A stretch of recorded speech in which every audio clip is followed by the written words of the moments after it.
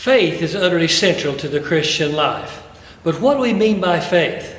There are confusing notions out there about faith and the consequences of it.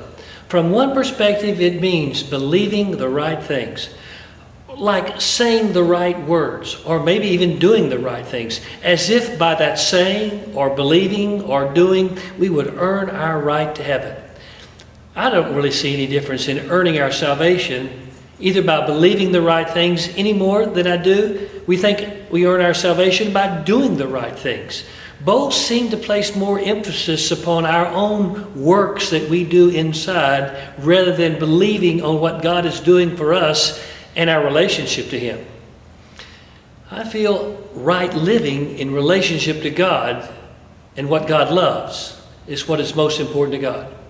It seems to me that faith can be seen more as trust in God, as one who's loving and caring and concerned about justice and faithfulness to God, as one who is faithful to us, so we should return that faithfulness to Him, and as seeing all of life and all that God has made, and yes, even God Himself, as gracious and good, rather than as indifferent or even hostile.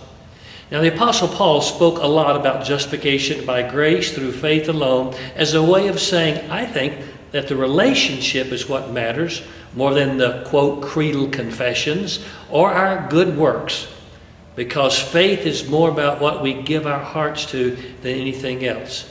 To me, the Christian faith is all about loving God and loving what God loves. I'm Chris Cooper, lead pastor of First United Methodist Church of downtown Little Rock.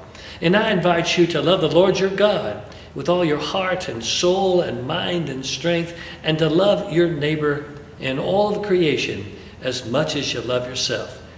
Now do this, and you'll live. You'll really live.